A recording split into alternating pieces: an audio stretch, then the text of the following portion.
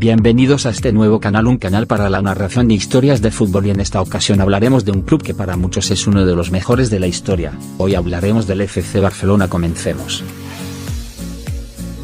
Hans Gamper llegó a Barcelona en 1898 por motivos profesionales. Pero a él le fascinaba el fútbol y en los ratos de ocio jugaba al fútbol con un grupo de compañeros en las calles de la capital catalana. El 22 de octubre de 1899 Gamper publica un anuncio en la revista Los Deportes haciendo un llamamiento para formar un equipo de fútbol. El 29 de noviembre, Gamper y 11 hombres más se reúnen en el Gimnàs Solé para formar una asociación que llevará el nombre y el escudo de la ciudad, el FC Barcelona.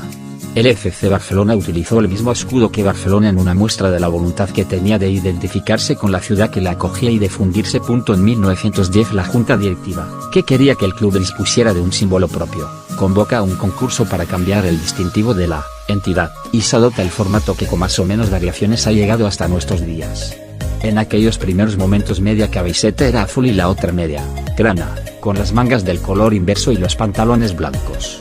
La teoría más probable indica que los colores azul y grana provienen de la indumentaria del equipo de rugby de la escuela inglesa Merchant Taylors, donde los hermanos Whitty, unos de los primeros socios del club, habían estudiado en su primera juventud. En menos de 10 años, entre 1899 y 1908, el FC Barcelona utilizó 4 terrenos de juego diferentes como campo propio, debido a la inestabilidad económica y la dificultad para encontrar espacios al aire libre de grandes dimensiones en plena expansión urbanística de la ciudad. Y la Copa Mancaya fue el primer trofeo del club en 1902. En noviembre del 1908 el club parecía tocar fondo, con 38 socios que estaban a punto de dejarlo correr. Gamper no dejó morir la entidad y en la asamblea del 2 de diciembre se convirtió en su presidente por primera vez.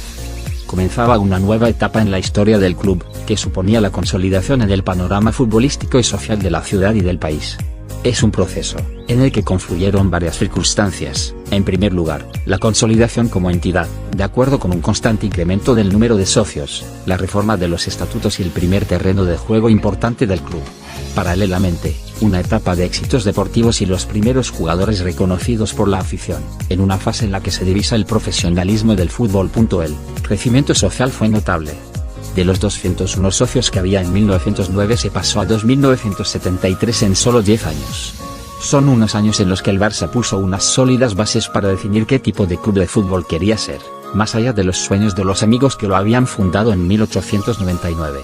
Se había puesto en marcha el club con mayúsculas. En las 4 temporadas de 1909 a 1913 llegaron 3 triunfos en el Campeonato de España, conocido también como Copa del Rey, y las 4 Copas de los Pirineos, el primer torneo internacional que disputó el club azulgrana. Esta competición la disputaban equipos catalanes, vascos y del sur de Francia. En febrero de 1910 el club convocó un concurso y resultó elegido el formato del escudo que todos conocemos, y que con ligeras variaciones ha llegado a la actualidad, obra de Santiago Cimeña. La insignia explica bien las señales de identidad del club. Tiene la cruz de San Jorge y las 4 barras de la bandera, símbolos de Cataluña, los colores del club, el azul y el grana, y un balón en el centro. La temporada 1908-1909 marcó el inicio del dominio del FC Barcelona en el Campeonato de Cataluña. Hasta el año 1919 el Barça ganó el campeonato 5 veces, de las que cabe destacar el Campeonato de Cataluña del curso 1909-1910, en el que el equipo venció en todos los partidos. En la década de los años 20 el fútbol se erige en un deporte de masas. El FC Barcelona continúa atrayendo una buena parte de la atención futbolística gracias a un equipo de ensueño, formado por figuras como Samitier, Alcántara, Zamora, Sagi, Piera y Sancho, que se convierten en los primeros grandes ídolos masivos del barcelonismo. Este mítico equipo hizo crecer la afición y provocó en 1922 la construcción del campo de Les Corts, el primer estadio propiedad del club. En 1923 el club superaba en los 10.000 socios. Los partidos ante el RC de Español, el gran rival de la época, fueron los que levantaron más expectación en una afición que idolatraba y seguía su equipo partes. En el campo de Les Corts el equipo azulgrana vivió unos años llenos de éxitos. El FC Barcelona estaba comprometido con la nueva situación social, política y cultural apoyada por la Generalitat Republicana desde el año 1931. El boletín oficial del club, en octubre de 1932, lo dejaba bien patente. En la popularidad de nuestro club entran, innegablemente, elementos extradeportivos. En 1936, apenas comenzada la guerra civil, y ante la amenaza de confiscación del FC Barcelona por parte de elementos anarquistas, los trabajadores del club se organizaron en comité en una decisión trascendental que salvó la entidad. El comité manifestó la voluntad firme, decidida y explícita de no romper con la directiva existente al principio de la guerra. De hecho, en noviembre de 1937, una vez desaparecido el peligro de expropiación, el comité cesó y se nombró una nueva junta directiva bajo la presidencia de Francisco Javier Casals.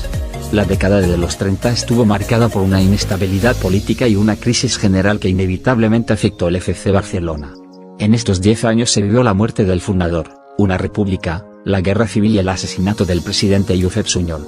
En definitiva, un clima de precariedad que redujo el número de socios y obligó a rescindir los contratos de algunos jugadores. Los momentos más amargos de la historia del FC Barcelona fueron los primeros años de la posguerra. El club no desapareció por muy poco. La dura represión y la depuración llevada a cabo por las autoridades dictatoriales desnaturalizaron la entidad. La depuración también afectó a los jugadores, y todos aquellos que habían participado en la gira futbolística en América fueron suspendidos por 2 años. Además, el escudo y el nombre del club se modificaron para que parecieran poco españoles, y los presidentes del club fueron elegidos a dedo por las autoridades deportivas hasta 1946. Sin embargo, gracias a la plantilla que se configuraría en los años posteriores, se llegó a la década de los 50 con el equipo plenamente resurgido. Para muchas personas, los partidos del Barça en Les Corts serán un oasis de libertad y diversión en unos años de miedo, miseria y represión. Durante la década de los 50 se produce un considerable crecimiento de la masa social en el club gracias al fenómeno Kubala y la construcción de un nuevo estadio con más del doble de localidades que el viejo campo de Les Corts. De los 26.300 socios de 1950 se pasó a 52.791 en 1961, un incremento ligeramente superior al 100%. La llegada de Ladislao Kubala fue determinante para los éxitos del Barça y se convirtió en el ídolo de los barcelonistas. Las victorias del equipo y el mito de Kubala fueron de clave para fidelizar a los seguidores. Avanzaba la inserción del Barça en la sociedad catalana. El club necesitaba un estadio más grande, y de hecho en 1950 los socios ya habían aprobado en referéndum la adquisición de unos terrenos para construir un nuevo estadio. En 1953 el eslogan electoral de Francisco Miró Sans, "Necesitamos, queremos y tendremos un nuevo campo", fue decisivo para convertirlo en presidente del Barça. La construcción del Camp Nou representó una confirmación de la capacidad modernizadora de la entidad. En la década de los 60 el FC Barcelona vivió un incremento imparable de socios que, paradójicamente, no iba acompañado de éxitos deportivos. Asimismo se producía un intenso proceso inmigratorio que llevó muchos recién llegados a Cataluña. En esta coyuntura el Barça se convirtió en un elemento integrador clave de la sociedad catalana. La irregularidad de la dinámica deportiva y la austeridad económica provocada por la construcción del Camp Nou privaron al club del fichaje de grandes jugadores, lo que repercutió en los resultados del Barça. En 1969 Agustín Montal Costa ganó las elecciones a la presidencia del club. Su programa insistía en la implicación de los socios, con el compromiso de intentar que todos vieran reflejada su opinión a través del voto. En 1973 Montal fue reelegido presidente, aunque por el restringido sistema de comicios en los que solo podían votar los socios compromisarios. Durante todo su mandato fue un gran defensor de la reactivación del catalanismo y un firme opositor al centralismo futbolístico que ejercían la Federación Española y la Delegación Nacional de Deportes. Gracias a su impulso, el FC Barcelona fue recuperando todos sus símbolos, empezando por el nombre, que había sido castellanizado después de la guerra.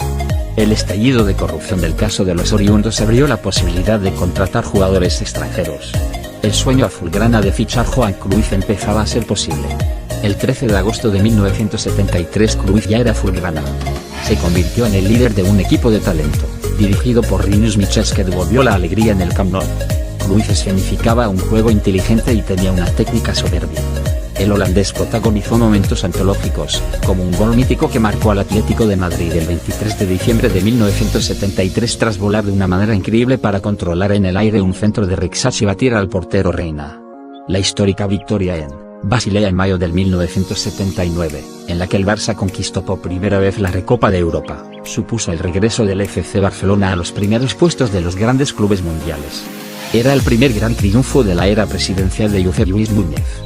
Durante la década de los 80 el FC Barcelona alternó alegrías y decepciones, unos sentimientos marcados por los resultados deportivos, el rendimiento de los grandes fichajes y otros asuntos extradeportivos.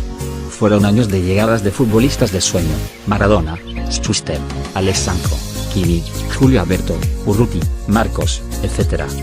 Y de entrenadores con maneras diferentes de ver el fútbol: Eleni Herrera, Latec, Menotti, Venables, etc. Fueron también los años de los primeros contratos multimillonarios y de la aparición de los derechos de televisión como elemento para entender las dinámicas económicas del club. La entidad crece con la ampliación del Camp Nou y con el espectacular aumento del número de socios, que supera la mítica cifra de los 100.000. A partir de 1988, con Johan Cruyff como entrenador, volvieron el buen fútbol y los éxitos deportivos. La directiva que presidía Jorge Luis Núñez apostó por una serie de futbolistas que aportaron ilusión y espectáculo y que volvieron a llenar el Camp Nou. El FC Barcelona consiguió encarrilar 4 campeonatos de liga consecutivos entre 1990 y 1994. La conquista de la Copa de Europa en 1992 marcó el punto culminante de esta etapa, recordada por el juego de toque, el afán ofensivo y el espíritu ganador de los jugadores de Cruyff. Bautizado como el Dream Team del fútbol europeo, fue un equipo con nombres inolvidables. Nombres que han hecho historia: Zubizarreta, Vaquero, Begiristain, Laudrup, Koeman, Stoichkov, Romario, Eusebio, Navidad, Guardiola, Amor, Juan Carlos, Ferrer, Nando, Julio Salinas, Serna, Alexandro y Goicoechea.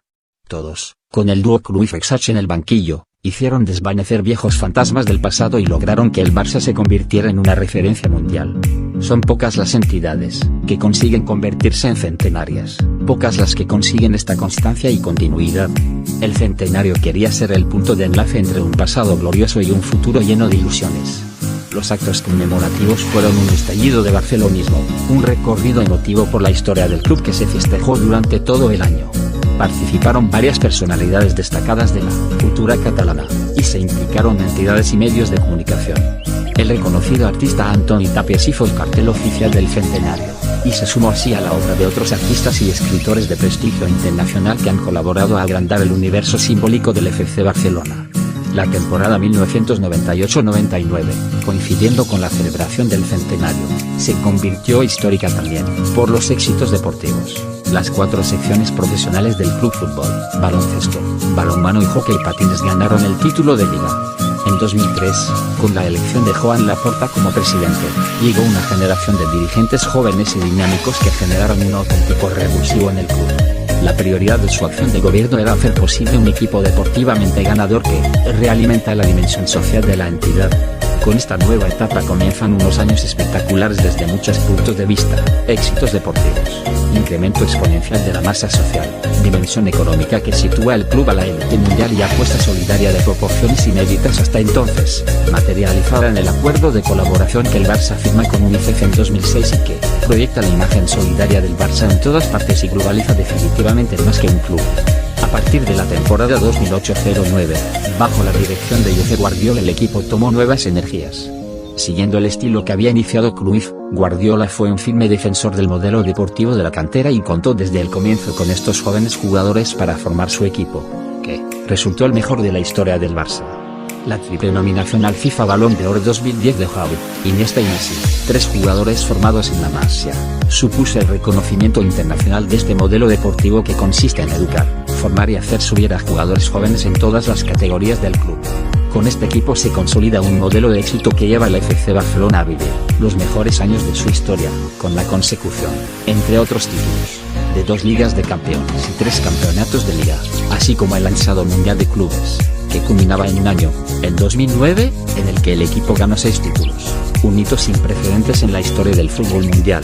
El Barça había batido récords históricos, había jugado partidos memorables y había ganado los títulos más destacados. Pero el momento culminante del equipo de Guardiola llegó en la final de Wembley del 28 de mayo de 2011, donde hipnotizó con su juego y deslumbró al mundo con un fútbol de ensueño. La prensa mundial elogió el juego de este Barça y se rindió a la excelencia de un equipo que escribía una de las páginas más brillantes de la historia del fútbol. La etapa Guardiola acabó en el año 2012. Pero el Barça siguió atesorando éxitos con Tito Vilanova, Liga 2012-13, con Luis Enrique, que en 2015 tocó la gloria futbolística con la conquista del triplete, Liga, Copa y Champions, y con Ernesto Valverde y su doblete Liga Copa de la temporada 2017-18. A los éxitos del fútbol se sumaron los de las secciones profesionales. Los equipos de baloncesto, balonmano, hockey patines y fútbol sala se erigían varias veces en campeones de Europa. Además, las temporadas 2011-12, 2014-15, 2017-18 y 2018-19 se cerraban con una cifra récord. Los equipos profesionales azulgrana llevaban 19 títulos. Nunca en sus 121 años de historia el FC Barcelona ha alzado tantos trofeos en una sola